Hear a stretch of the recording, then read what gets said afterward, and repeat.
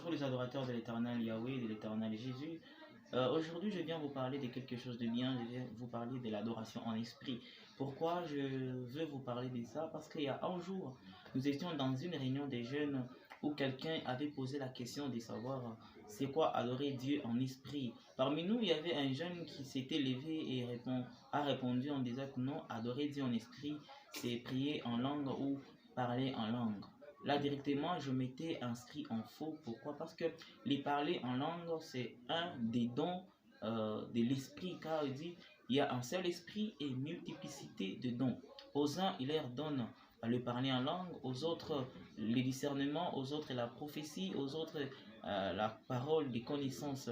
Alors, quelqu'un peut être un enfant de Dieu, peut être un chrétien, mais l'esprit ne lui donne pas le don de parler en langue. Est-ce que ça veut dire autant que cette personne qui n'a jamais parlé en langue n'a jamais aussi adoré en esprit? C'est-à-dire adorer Dieu en esprit, c'est vivre selon l'esprit, pas vivre selon la chair. Car la Bible dit les désirs de la chair sont contraires aux désirs de l'esprit. Donc c'est-à-dire celui qui vit selon la chair, celui-là ne peut pas adorer Dieu en esprit car il est chair. Or, pour adorer Dieu en esprit, il faut vivre selon l'esprit, qui veut dire il faut sacrifier la personne de la chair, vivre selon l'esprit de Dieu, vivre selon les désirs de l'esprit, avoir le fruit de l'esprit. Là, nous serons à même d'adorer Dieu en esprit. Nous serons à même d'atteindre une dimension d'adorer Dieu en esprit. Car si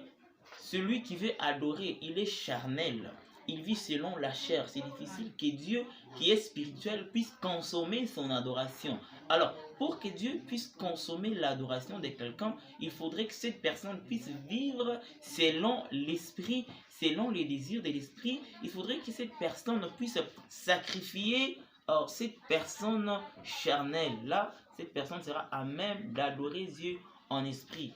Bon, il y a tellement de choses que nous pouvons parler par rapport à ces sujets, mais nous avons parlé seulement cette petite nuance pour que vous puissiez comprendre c'est quoi l'adoration en esprit. Je sais qu'il y a plusieurs personnes qui peuvent interpréter ces sujets de plusieurs manières. Alors moi, je m'arrête par dire que non, il faut être spirituel, il faut vivre selon l'esprit pour arriver à adorer Dieu en esprit. Merci et à la prochaine.